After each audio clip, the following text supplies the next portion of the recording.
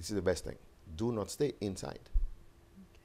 Okay. In 2001, we installed a GPS antenna, what you call the cores, so that Haiti can be placed on the Caribbean network of surveillance for tsunami and also earthquake. Unfortunately, he has not been used the way we were expecting. We know currently, like Purdue University is taking some measurements. Now, within the Association of Engineers and Scientists, we're going to bring more universities, more expertise. Like we're going to bring FIU into that so we can really keep monitoring. I know that right now, I guess France sent a boat that is laying cables on the seafloor with the capacity of like catching the movement right now of the ground, in what direction the ground is moving. So that was not in place before? No, it wasn't in place before, and unfortunately so far, what is being done is not being done by the Ministry of Mines in Haiti or the Bureau of Geology right now in Haiti. So this is what we need to bring them in, monitoring their own stuff. Because basically, what had happened before in nature sometimes will happen again. It is not the last one. It has not been the first one. Because in 1980, during the first, I should say, gathering of all the scientists that have worked in Haitian geology, and the last word of Dr. Moras, which is the founder of the Department of Geology at FIU in Miami, was, remember that the calcareous sand that you are using has been produced by the movement of those faults. So sooner or later, they will start moving again. So we need to be prepared. And this was his last word in one of those scientific articles that was published in the transaction and presentation of the first colloque on the geology of Haiti. But it seems that nobody was listening at the time. And as his former student, I've spent 5 years in Haiti when pushing for that. And unfortunately, people were not listening enough. They couldn't understand that they were living in an area that was so dangerous.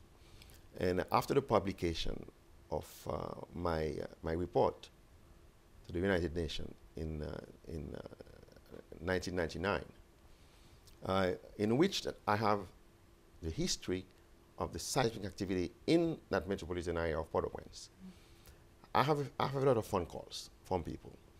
But within the government, within the private sector, nobody was really ready because they were not educated. They were not prepared mentally and intellectually to understand. The movement that occurs in Haiti is what they call a strike and slip fault. Then they pass by each other. It's like you're rubbing your two hands like against each other. So it's like there is a shearing stress. Whereas in Chile, it's a convergent movement. We have the Pacific, the South Pacific plate that we call Nazca plate, that is colliding with the South American plate. So during that convergence, or that collision, as we say, the Nazca plate that is heavier goes on underneath of the South American plate. So as the slab is going down, it is shaking the continental plate. And along that slab, you find a lot of places where earthquake can be born. So when you got a focus of that earthquake in this area, it's going to be a very strong one usually, because what happens in that sometimes when the slab is going down, it is bent like that, and when it breaks, sometimes it bent back, and the epicenter of those earthquakes are most of the time in the ocean. Most of the time. And that spells good news if it's in the ocean? Not really, because what you have, in fact, when the epicenter is in the ocean, is a tsunami. Okay. The earthquake in Port-au-Prince, it's not going to produce a tsunami because the epicenter of the earthquake is on land. And it is very far from the shorelines, in fact, we should say. However, we may have we may have some water motion. What I mean by that, sometimes if you have a fault along the shorelines, you may have vertical movement where you can have the water really push back, receding. And when the water is coming back, most likely, then you will have some kind of destruction, but not like a tsunami. In the case of Haiti, for instance, they have talked a lot about that receding water in Jacmel, for instance, the city of Jacmel that is in the southeast of Haiti. And in fact, it's because there's a fault line right along the shorelines, and that goes to the west. So people did not understand. But eyewitness account of that has explained to me personally that there was some kind of, I should say, difference between the two sides of the shorelines.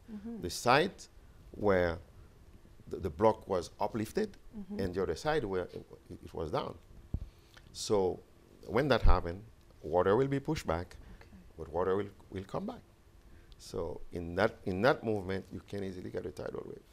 Every place that has been hit by an earthquake, you don't go back to your house until it is inspected, because it's not safe.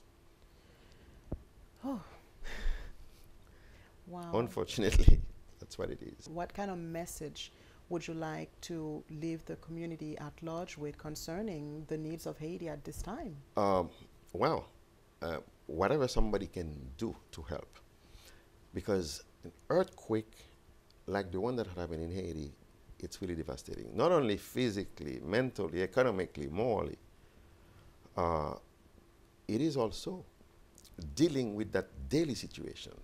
For food, water, vaccination is one factor that is very important for them.